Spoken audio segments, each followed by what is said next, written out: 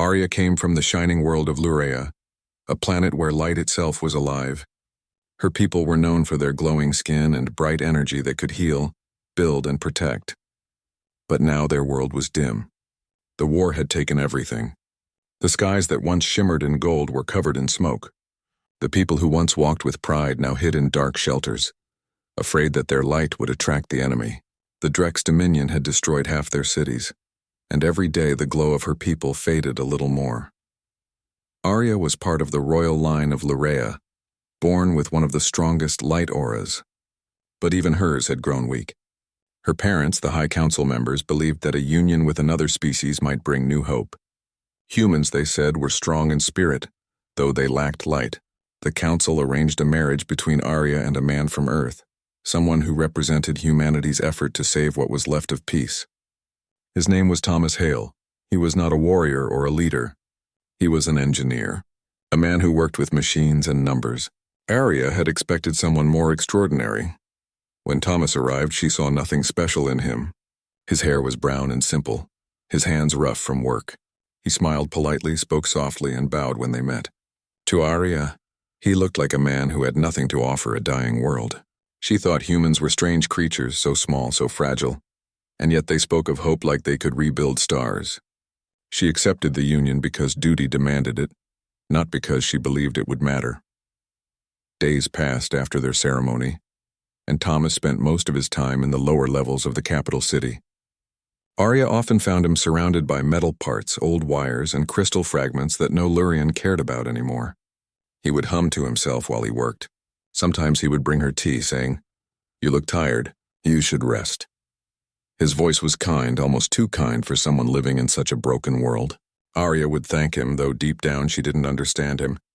Humans were emotional, unpredictable, and they didn't even have light in their bodies. What could they possibly understand about saving a planet built on it?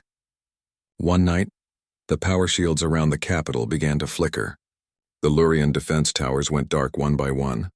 People ran through the streets in panic, afraid the Drex ships were coming again. Arya looked out from the balcony, her heart sinking. The glow in her palms was barely there. She felt useless. In that moment, Thomas appeared at the door holding a strange coil-shaped device.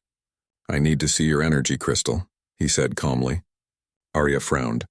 "The crystals are dead," she told him. "They stopped responding months ago." But Thomas didn't leave. He gently placed the device on the floor and connected it to the crystal fragment that once powered their city's defenses. He checked his small screen, adjusted a few wires, and turned a knob. For a second, nothing happened. Then a faint spark flashed inside the crystal. Arya gasped. "That's not possible," she whispered. Thomas smiled a little and said, "Where I come from, light isn't magic, it's energy. Maybe it's still inside, just trapped." That night changed something in Arya. For the first time, she saw hope not as something that belonged to the past, but something that could return. Thomas explained to her that his people studied how energy moved in waves, how light could be turned into power, and how power could become light again. Together, they worked on rebuilding the machine. Arya's hands trembled when she tried to guide her weak aura into the wires, but Thomas steadied her. "You're doing great," he said softly. "Don't stop now." The light inside the crystal grew brighter. It pulsed once, twice, then stayed steady. For the first time in months, a soft glow filled their room. Word spread across the capital that a human and a Lurian had reignited one of the ancient crystals. Scientists and engineers came to see what they had done. Arya watched as her people's dull eyes began to glow faintly again. It was as if her world had taken a small breath of life. Thomas didn't seek praise or attention. He just kept working, fixing circuits, testing energy channels, and drawing patterns on scrap paper. Arya would sit beside him for hours, fascinated by his focus. She began to notice things about him that she hadn't before.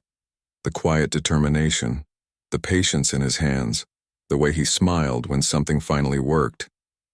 He wasn't plain anymore. He was alive with purpose. Every evening, after long hours of work, Thomas would hand her a cup of warm tea and say, "Tomorrow we'll get more power through the lines."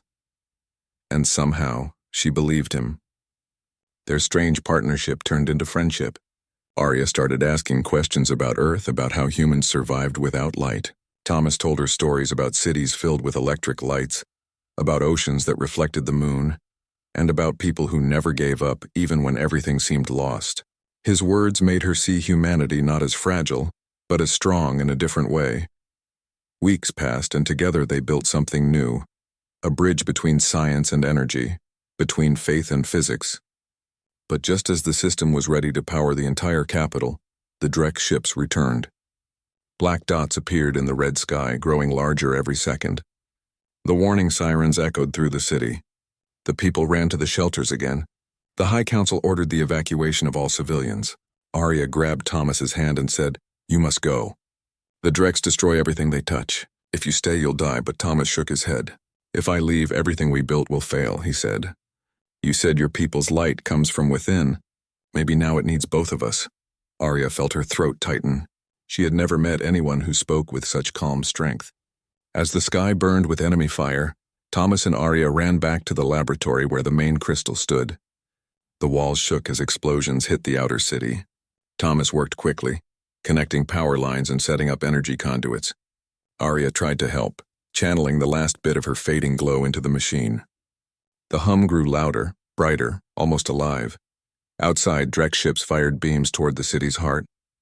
The power grid flickered, then went dark again. Arya screamed in frustration, slamming her glowing hands against the control panel, but nothing happened. Thomas stepped beside her, his face covered in dust, eyes burning with focus. "Don't give up," he said. "The light's still there. I can feel it." He pulled out a wire and connected it directly to the crystal. Sparks flew. The machine roared for a moment, then went silent. Smoke filled the air. Arya turned toward him. "It's over," she whispered. "We failed." But Thomas didn't move. He was staring at the core, deep in thought. Even as the walls trembled around them, he began to rebuild part of the circuit with his bare hands, ignoring the heat. Arya couldn't understand it.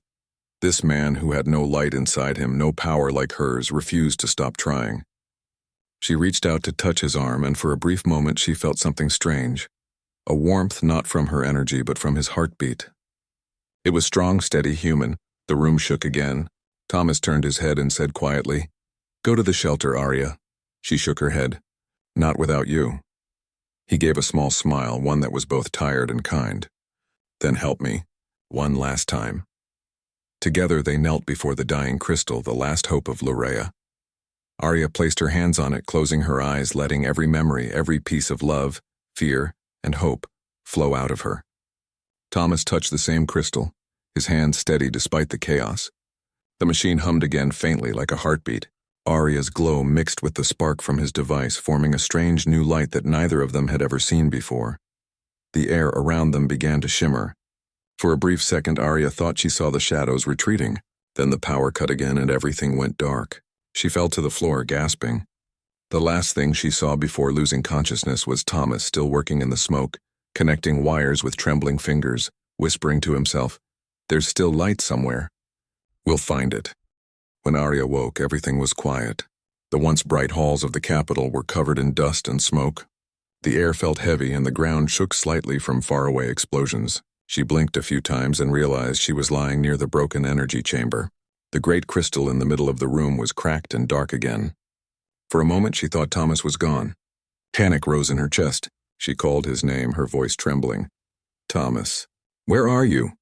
A faint sound came from the corner.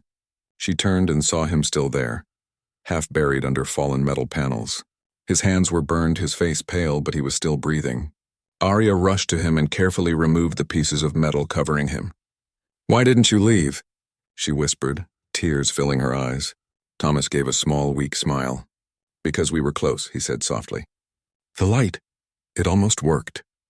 Arya looked at the shattered crystal and felt pain in her heart. "It's gone," she said. "The power is lost." Thomas shook his head slowly. "No, it's not gone," he whispered. "We just haven't found the right way yet." He reached into his pocket and pulled out a small glowing fragment that had broken off during the explosion. It was faint, but it still pulsed with life. He looked at it the way a painter looked at a sunrise. "See," he said quietly. "It's still there." Outside, the Drek's army marched closer. The city alarms had stopped, meaning the defense systems had failed. The people were running, hiding, or praying. But in that quiet room, only two hearts were beating with hope. Arya helped Thomas stand up. His legs shook, but his eyes were steady. If we connect this fragment directly to the energy grid, he said, it might spread the charge to the whole city. Arya looked doubtful. That could kill you, she said. The power flow is too strong. He smiled faintly. Maybe, he replied. But if it saves your world, it's worth trying. They worked in silence. Thomas connected new wires using what was left of his tools. Arya focused her weak aura into the crystal fragment, trying to keep it glowing. Every few seconds, Thomas would cough or stumble, but he kept going. His hands were steady even when the room trembled. The more Arya watched him, the more she realized something deep inside her had changed. She no longer saw him as just a human or an outsider. He was part of her light now. When everything was ready, Thomas looked at her and said softly, "I'll need your help again, just like before." Arya nodded and placed her hands on the fragment. Thomas touched the same spot, closing his eyes. The machine began to hum weakly, like a sleeping creature being woken. Sparks danced across the cables. The crystal flickered once, twice, then began to pulse brighter. Arya felt energy move through her fingers, then through her arms and into her heart. It was stronger than before, warmer, deeper. But this time she realized something strange. The energy was not only coming from her, it was coming from Thomas too. His heartbeat matched the pulse of the light. He wasn't just channeling power. He was giving something more, his will, his spirit, his belief. Suddenly the room filled with brilliant white light. The cracked crystal rose slightly from its base, floating in the air. The glow spread outward through the walls, then through the ground, traveling like rivers of fire. The entire capital began to shine. People hiding in the shelters saw the light pouring through the cracks in the ceiling and thought the stars had returned. In the sky above, the Drex fleet turned their cannons toward the surface. But their targeting systems failed. The blinding light from the surface of Lurea disrupted their sensors. Every Lurian across the world felt their inner glow returning. Children cried with joy as their skin shimmered again. Elders raised their hands to the sky, whispering words of thanks. The light that had been lost for years now burned brighter than ever. Back in the chamber, Arya tried to hold the flow steady, but it was too much. "Thomas!" she shouted over the roaring sound of energy. "Stop, it's too strong."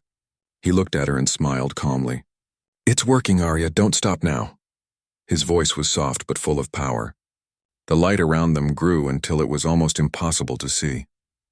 Arya felt herself being lifted off the ground, weightless, surrounded by warmth and color. She saw visions of oceans, stars, and people smiling. For the first time in years, she felt peace. When the light finally faded, the city was silent again. The sky outside had cleared. The enemy fleet was gone, retreating into the distance. Arya looked around the chamber. Everything was glowing softly. The machines were melted, the walls scorched, but the heart of Lurea was alive. And there, lying near the center, was Thomas. She rushed to him, falling to her knees beside his still body. For a moment, she feared the worst. Then he stirred slightly, his eyes opening slowly. "We did it?" he whispered. Arya nodded, tears running down her face. "Yes," she said. "You saved us all." He gave a tired smile. "No," he said gently. "We saved each other." Then he closed his eyes again, resting peacefully as the faint light surrounded them both. Days later, the Lurian Council gathered in what remained of the capital. The people called the event the Dawn of Two Lights. They honored Thomas as the engineer of hope, the man who brought back their glow not with magic, but with courage and faith. He recovered slowly, and when he opened his eyes again, the first thing he saw was Arya sitting beside him, her aura shining brighter than ever.